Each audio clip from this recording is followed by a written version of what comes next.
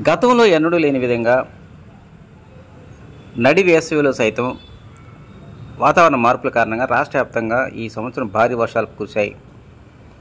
అయినప్పటికీ ఈ భారీ వర్షాల ప్రభావం మాత్రం అమరావతి రాజధాని పునర్నిర్మాణ పనుల్లో మాత్రం కొంతమేర ప్రభావం చూపిందని చెప్పవాలి. కారణం, వర్షాలు పడుతున్నప్పటికీ పునర్నిర్మాణ పనులకు సంబంధించి టెండర్లు దక్కించుకున్నటువంటి కాంట్రాక్టులు మాత్రం పనులు యథావిధిగా కొనసాగిస్తూ ఉన్నారు. కొన్ని చోట్ల మాత్రం వర్షాల కారణంగా పనులకు ఆటంకం కలిగినప్పటికీ మిగతా చోట్ల మాత్రం పనులు యథావిధిగా ముందుకు వెళ్తూ ఉన్నాయి. ఇక రాష్ట్ర ప్రభుత్వం ఎంతో ప్రతిష్టాత్మకంగా నిర్మిస్తున్నటువంటి ఈ రాజధాని నిర్మాణ పనుల్లో మే 2వ తేదీన ప్రధానమంత్రి నరేంద్ర మోడీ గారి చేతుల మీదుగా పునర్నిర్మాణ పనులు ప్రారంభమయ్యాయి. దాదాపు 60,000 కోట్ల రూపాయలు సంబంధించినటువంటి నిర్మాణ పనులు ఏకాలంలో జరుగుతున్నాయి.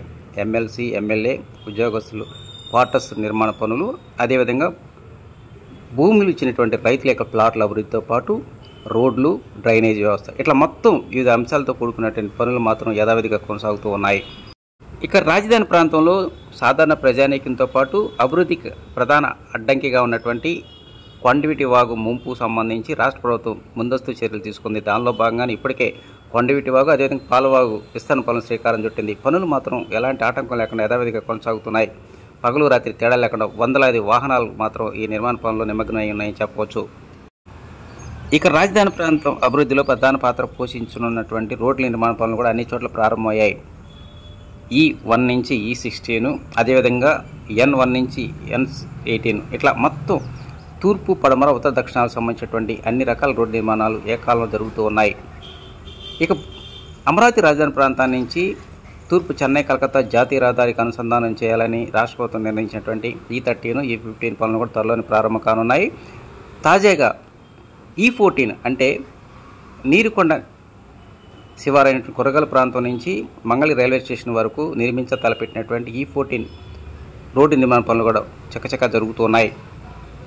మంగళగిరి మండలం కురగల గ్రామ శివారు నుంచి ప్రారంభమయ్యేటువంటి ఈ 200 అడుగుల వెడల్పు రోడ్డు నిర్మాణం మంగళగిరి ప్రాంత సాధారణ ప్రజానీకానికి, అదేవిధంగా అమరావతి రాజధాని ఉద్యోగస్తులకు ఎంతగానో ఉపయోగపడేటువంటి మంగళగిరి రైల్వే స్టేషన్ వరకు ఈ రోడ్డు నిర్మాణం చేపట్టనున్నారు.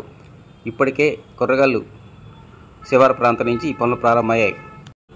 ఇక నగర ప్రాంతంలో 2 కీలకమైనటువంటి యూనివర్సిటీలను అనుసంధానం చేసేటువంటి రోడ్డు E12. ఈ రోడ్డు అనేటువంటి SRM యూనివర్సిటీకి దక్షిణ వైపు నుంచి ప్రారంభమై కుర్రగల్లు గ్రామ శివారులో ఉంటుంది అమృత యూనివర్సిటీ వరకు అనుసంధానం చేయనున్నారు. ఈ రోడ్డు నిర్మాణ పుణ్యమ అంటూ యూనివర్సిటీకి వచ్చేటువంటి విద్యార్థులు మాత్రం అతి తక్కువ సమయంలోనే గమ్యస్థానాలు చేరుకునే అవకాశాలు ఉన్నాయి. ఇట్లా ఏకకాలంలో ఎంతో కీలకమైనటువంటి E13, E15, E14, E12 ఇట్లా 4 ప్రధానమైన రహదారులు మాత్రం నిర్మాణ పనులు వేగం పుంజుకున్నాయి.